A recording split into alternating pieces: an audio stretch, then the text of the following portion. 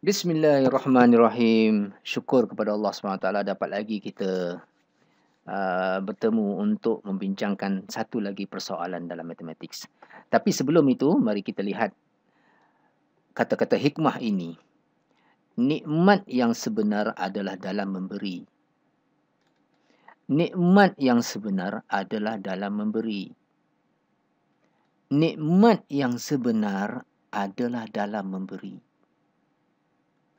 Okey, mari kita mulakan perbincangan kita pada kali ini, iaitu membahagi pecahan dengan pecahan. Sebagai contoh, 2/3 dibahagi dengan 5/7. Bagaimana cara kita menyelesaikan masalah ini?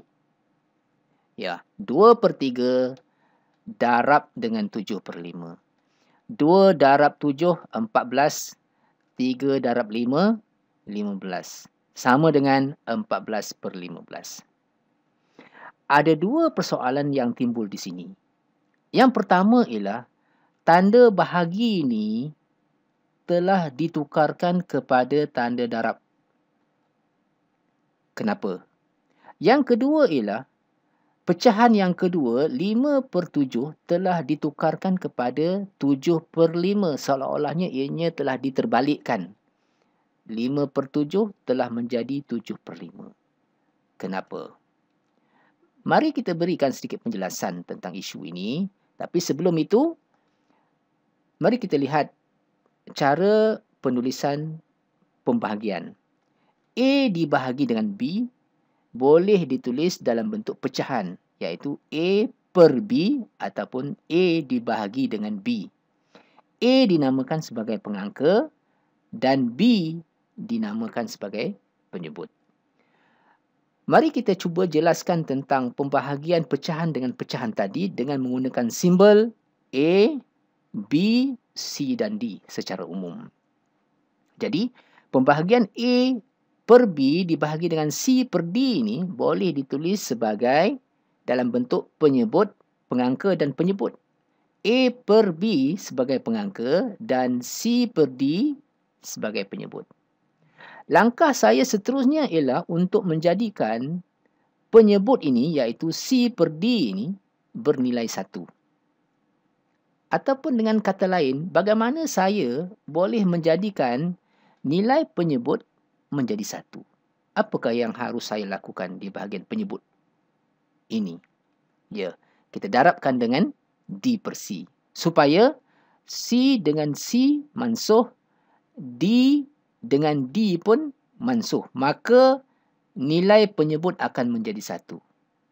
Tapi kita harus ingat, apabila kita mendarab penyebut dengan D per C, kita perlu darabkan dengan perkara yang sama di bahagian pengangka juga. Maka A per B juga perlu didarabkan dengan D per C. Okey, jadi di bahagian penyebut ini nanti nilainya adalah 1. Di bahagian pengangka yang ada ialah A per B darab dengan D per C. Maka soalan kita akan akhirnya menjadi begini. Di bahagian penyebut 1, di bahagian pengangka ada A per B darab dengan D per C. Ataupun sama dengan A per B darab dengan D per C. Nah, itu dia tadi penjelasan tentang kenapa A per B dibahagi dengan C per D menjadi A per B darab dengan D per C. Jadi, sekarang kita telah pun tahu kenapa. Apabila 2/5 dibahagi dengan 3/4, kita tuliskan sebagai 2/5 darab dengan 4/3. 2 kali 4, 8. 5 kali 3, 15. Ataupun 8/15. Alhamdulillah. Itu dia tadi penjelasan tentang pembahagian pecahan dengan pecahan. Pembahagian ditukarkan kepada pendarapan dan pecahan yang kedua perlu diterbalikkan. Okey, di sini izinkan saya untuk memperkenalkan buku Matematik Super yang ditulis oleh Master Halim. Ada 4 buah buku kesemuanya. Semua buku ini berkaitan dengan operasi tambah, tolak, darab dan bahagi.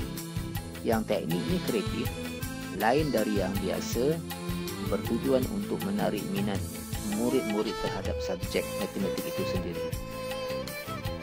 Ini ialah modul yang pertama khas untuk operasi tambah.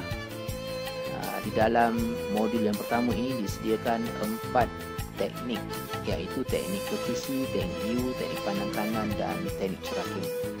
Bagi setiap teknik itu disediakan banyak contoh dan latihan untuk memantapkan kefahaman murid terhadap tiap-tiap teknik tersebut. Ini pula ialah modul yang kedua untuk operasi tolak.